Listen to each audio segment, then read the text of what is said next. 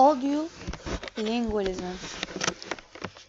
In his introductory book on language curriculum development, Richard describes audiolingualism as the most popular of all the language teaching methods.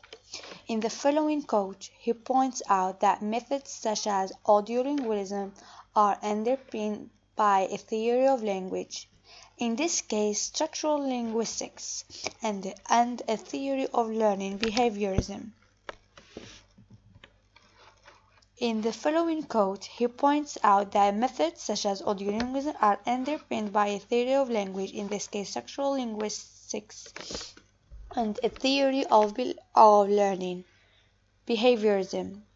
In the United States, in the 1960s, language teaching was under the sway of a powerful method, the audiolingual method.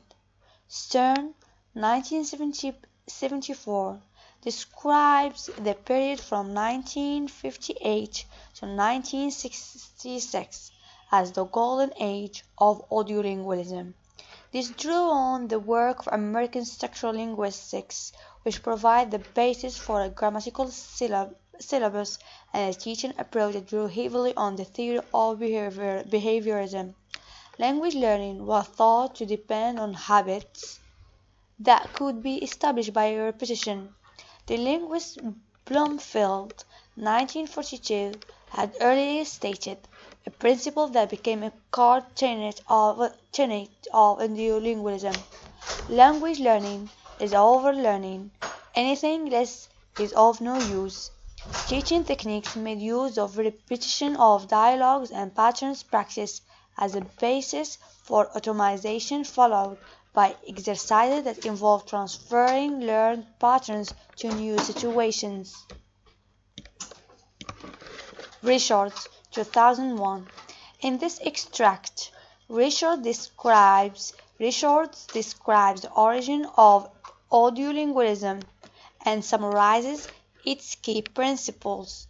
Although behaviorism, the psychological theory on which it is based, was largely discredited many years ago, some of the techniques employed by the method, such as various forms of drilling, remain popular today.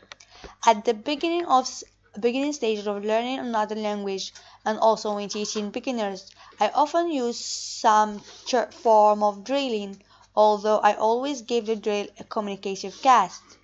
In the 1970s, audiolingualism came in for severe criticism. Behaviorist psychology was under attack, as was structural linguistics, because they did not adequately account for key aspects of language and language learning. This period also coincided with the emergence of designer methods and the rise of communicative language teaching. I use the term designer methods in my 1991 book on language teaching methodology known in 1991, to capture the essence of a range of methods such as Suggestopedia and the Silent Way that appeared in the 1970s and the 1980s. These methods provided a clear set of procedures for what teachers should do in the classroom, and like audiolingualism, were based on beliefs and about the nature of language and the language learning.